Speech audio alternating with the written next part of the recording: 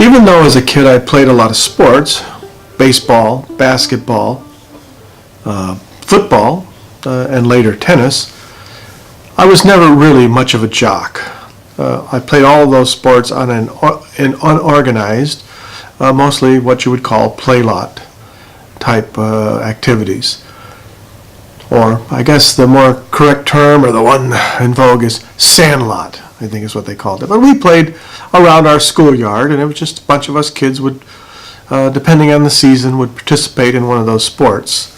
And even though I participated with some enthusiasm and enjoyed most of them, I was more of a geek because my nature was to, I kind of tended towards a solitary existence, and the geek life was certainly for me. Not that I was any kind of genius or smart guy, but so even though I was a geek who liked sports, so that was the combination.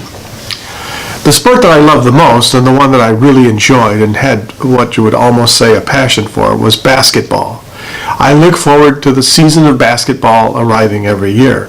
Keep in mind we played basketball outside, so our season was not aligned with the season of the colleges or the pros, because we started in early spring and basically abandoned the sport in the early fall when the cold air came and the snow started. We didn't have much in the way of facilities, or at least access to those facilities. Once in a while we would show some initiative and go on a cold fall day and break into DePaul's barn and play there with our wet street shoes and gym shoes, leaving puddles on the floor. I don't know how the good fathers at DePaul put up with that, but I think they did, because they could have stopped us probably if they wanted to. But anyway, that and the odd game that I got into with my friends at some gym or some church that we got into in some low-cost way. It was the only basketball in the winter I had. Now, when I got the only basketball in the winter that I had.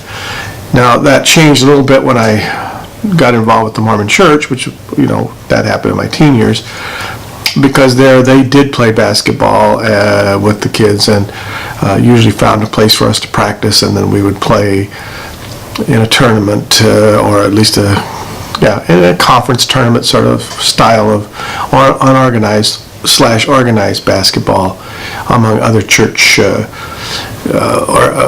parishes or units in the Chicago area. So, but anyway, that's a long way to get to telling you that I really liked basketball, and that stayed with me all through high school and as I went through college and through my adult life. Basketball was always my favorite sport. As a kid, I played on our grammar school team, which I just remembered recently. I'd pretty much forgotten that.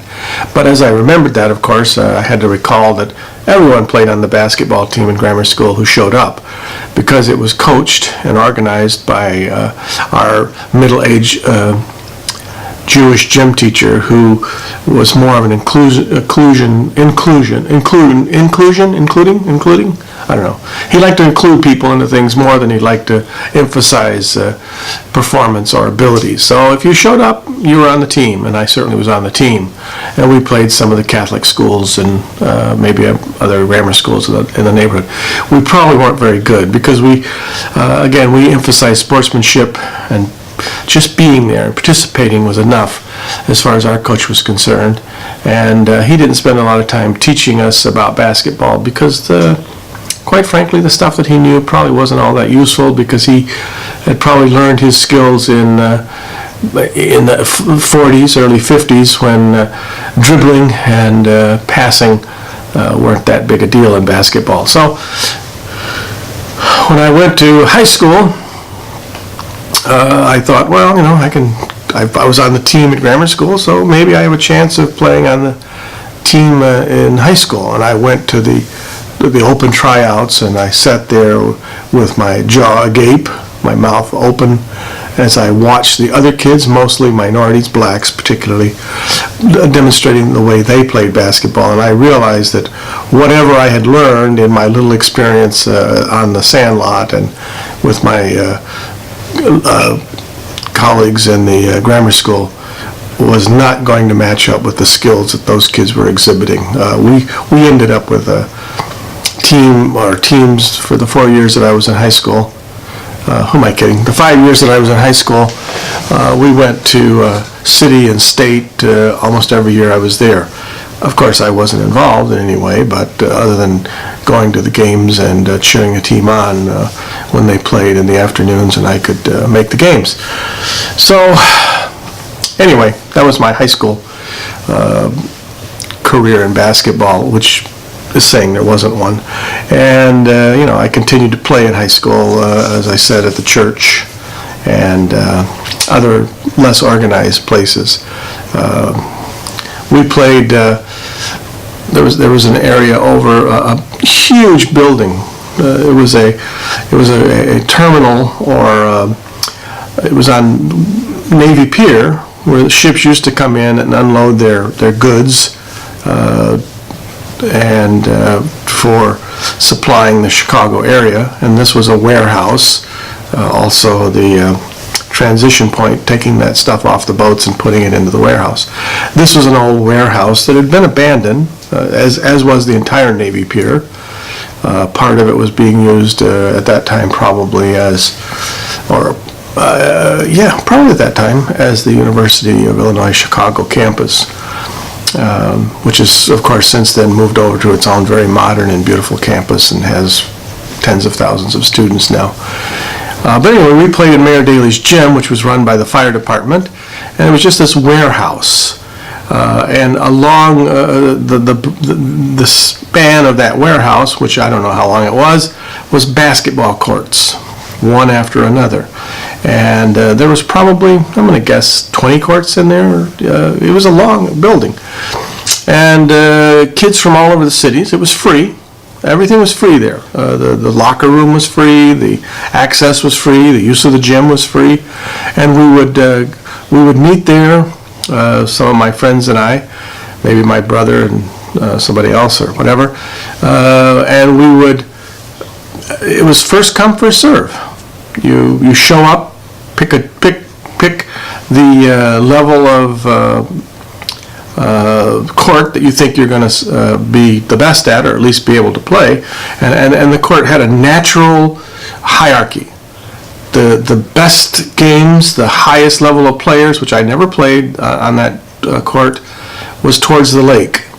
As you moved down towards the city in the gym, walking, so I guess you'd be walking west. On the west end of the gym was the, guys like me, who we were, I guess, pretenders. We loved the game, but had very little in the way of skills. So my brother, my friends, and I would sit there with our 5 guys, and as soon as our turn came up, we would play on that gym. We would play there until we lost. So if you could manage the energy and the skill to win 10 games, you could play 10 games. And if you lost, we would, you'd be dismissed from the court, go get in line, wait for your turn again. And you would be surprised at how many people came to play on that gym. It was just packed with kids every time you went there, no matter what time you went. Go in the morning, go in the afternoon, go in the evening. Always people waiting to play at each level in the gym.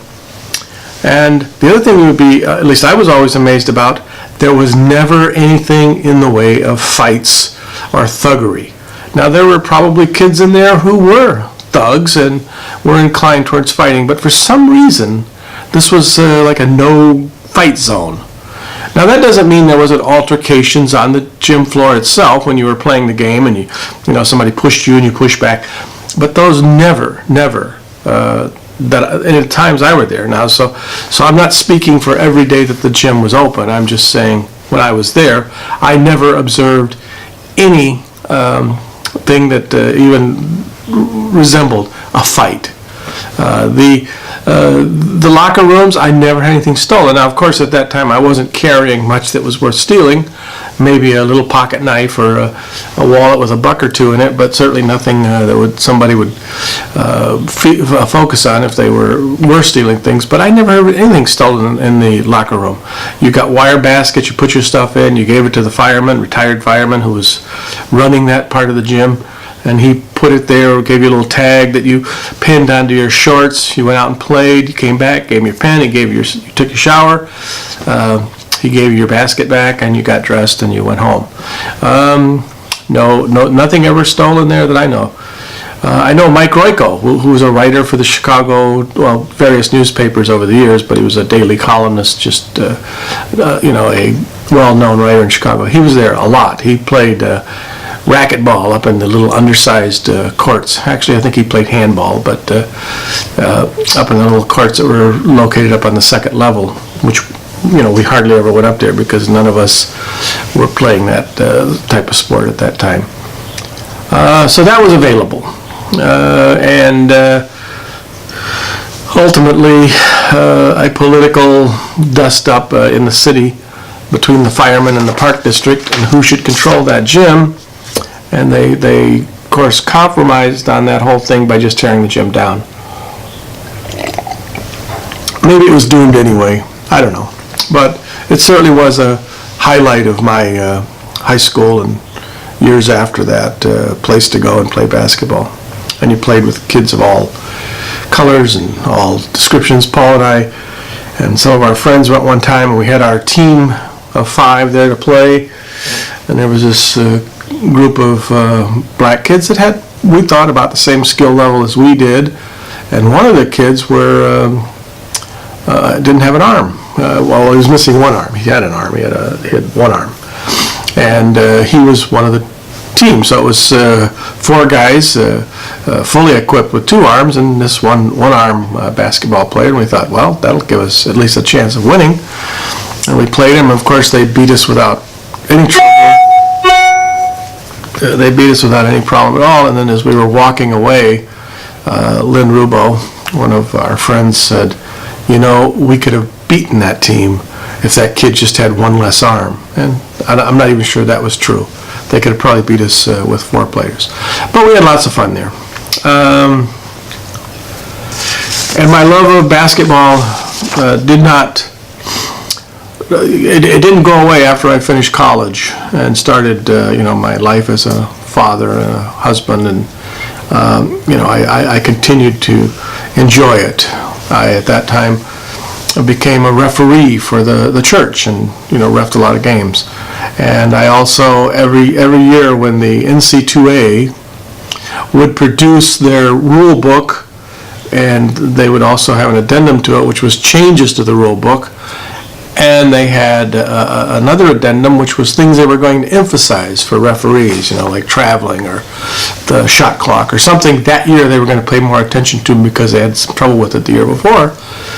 I would read those things, not only because I was a referee and I wanted to put that into the things that my knowledge bank, so that when I made calls and stuff, I was trying to make those calls and interpret what I saw according to the rules of college basketball. And those of you who know basketball know that there's some difference between college and the pros, and the big difference is that the pros recognize that they have a product, protect it, and that the players are very important to that product and they take care of them. College doesn't have such an organized view on their programs. It's run by the ncaa. And there are some colleges that have other bodies running them, but the bulk and the most important colleges, the bulk of the colleges and the most important ones are run by the ncaa. All their sporting activities are. And the rules are set by them. And they don't admit that what they are doing is controlling a product. They pretend that they are some sort of collegiate organization set up to instill student athleticism, which in fact they take in billions of dollars a year, billions, who knows how many billions. They disperse that among their own organization and to the schools. They pretend like the real talent, and the important thing in their offering is the coaches. They feature them. If you watch the games on TV, the coaches walking on the side get featured almost as much as the game itself. And they pay the coaches accordingly. That's their product, they think. And so out of those billions of dollars they take in, they pay tens of millions to the coaches, and to the students who are, in my estimation, the most important part of the whole effort, they pay little attention, and certainly pay them nothing in the way of money. Now you can argue that the students, of course, are paid through scholarships and other things, but not all of them are. A lot of them are just walk-ons, and they get nothing. They don't even get that, but they still have to abide by the rules, all the freaking rules set up by the NCAA. So, as you can tell, I'm no fan of the NCAA. I don't want to belabor that point, but it does put me in the position of being of two minds when I think about it as I'm watching a game between some college that I like and another, and their opponent. I have to be a fan because I am a fan. I enjoy watching the game. I love the beauty, the ballet, the athleticism, all of the things that are displayed out on that court. I enjoy even the coaches and the plays that they call, and try to figure out if I can see what they are doing, and I usually can't. Even though I tried coaching myself a few times, I still, it's hard for me to see the patterns or what they're really doing. It looks a lot more chaotic to me than that. But anyway, so of one mind I'm watching the game as a fan, and in the other mind a critic, a cynic, who absolutely detests the NCAA and just about everything it stands for, everything it does. And I believe that when you make a sport sports in general in college about one thing, which is money, that eventually it will get corrupted. The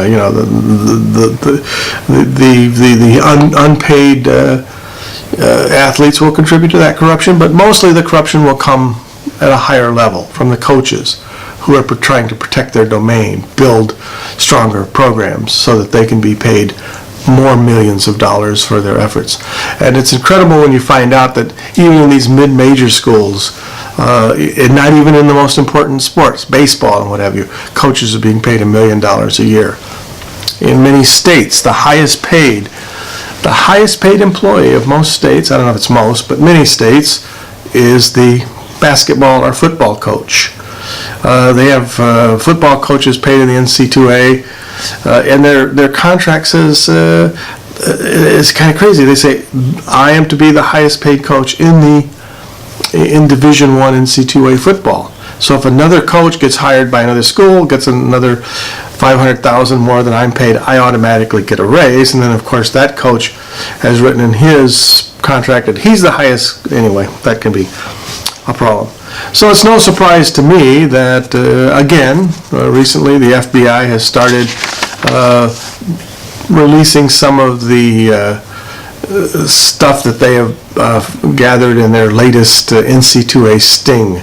And, this has already cost, this investigation has already cost some coaches, important coaches, well-named, household name coaches already have lost their jobs, and I don't think that's over yet. That's still coming. More is coming.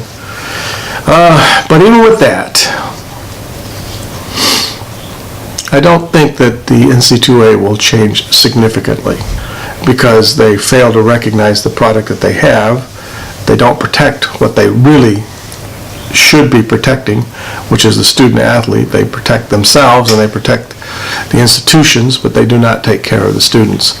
So that's, I guess, to me, that's folly and predictable what's going to end up occurring. Some small changes will come from this, whatever the sting the FBI is up to, and when finally all of that is revealed, all the indictments are handed down, and all the information that the FBI is going to is made public, then the NCAA can react, and their reaction will be, they'll do the least they can, and by that I mean they'll do the least that they possibly can. But because I like basketball, in spite of that, will probably go on watching the kids play, because at that level, to me, there's nothing like it.